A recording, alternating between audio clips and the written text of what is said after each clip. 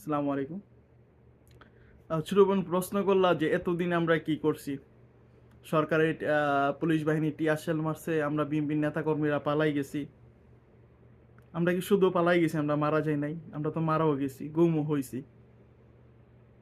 যে বিএনপির নেতাকর্মীরা শুধু পালাই যায় নাই, গুমও হয়েছে, নিহত হয়েছে, আহত হয়েছে, শত শত পরিবার নষ্ট হয়েছে, এই বিএনপির নেতাকর্মীদের হয়েছে, তাই না?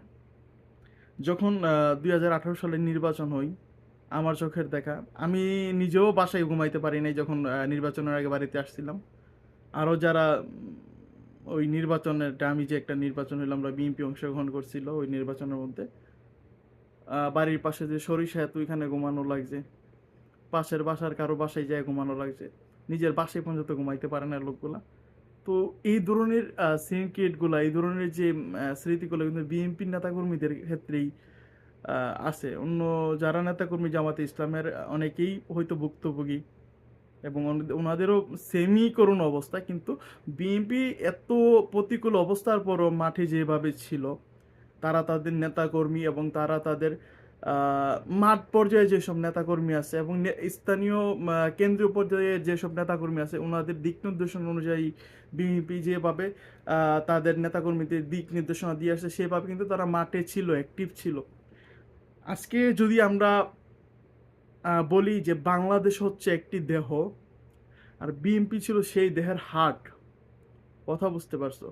যদি আজকে বিএনপি না থাকতো, তোমার এই 2009 থেকে 2024 সাল পর্যন্ত বাংলাদেশ মৃত হয়ে যেত, বাংলাদেশ নামের কোনো দেশ থাকতো না, এই দেশটা অলরেডি বিক্রি হয়ে যেত। তো বিএনপি ছিল সেই হৃৎস্পন্দন যেটা বাংলাদেশকে জীবিত রাখছে, এই নিজের নেতাকর্মীদেরকে দিক নির্দেশনা দিয়ে, আন্দোলন করিয়ে, নিজের নেতাকর্মীদেরকে আওয়ামী লীগের স্বৈরাচারী সরকার দ্বারা নিহত হয়েছে। তারপরও বিএনপি তার নেতাকর্মীদেরকে মাঠ থেকে উইথড্র করে নেয় না, বিএনপি রাজনীতি বন্ধ করে নাই। বিএনপির আদর্শে বিএনপি ছিল, বিএনপি বলছি কি, আমাদের রিডার শহীদ প্রেসিডেন্ট জিয়াউর রহমান, নিজের থেকে দল বড়, দলের থেকে দেশ বড়। আর যখন যেখানে দেশের স্বার্থ চলে আসবে, সেখানে আমরা দলের স্বার্থও দেখি না, নিজের স্বার্থও দেখি না, আমরা দেশের স্বার্থ দেখি। আমাদের কাছে সবার আগে হচ্ছে দেশ। অর্থাৎ যখন আমাদের দেশে তোমাদের যে ছোট ছোট হুকারা, এখন যারা বড় বড় হয়ে কথা বলতেছো, তোমরা যখন প্যান্ট পরতা, তখন আমাদের দেশের রাজনীতিতে বিএনপি অ্যাক্টিভ ছিল, বিএনপির কারণে এই দেশের রাজনীতি টিকে ছিল। বিএনপি একমাত্র গণতন্ত্রপন্থী দল ছিল। বিএনপি এখনো গণতন্ত্রের চর্চা করতেছে। এবং তোমরা যখন রাজনীতি বুঝতা না, 6, 4, 7, 8, 9-এ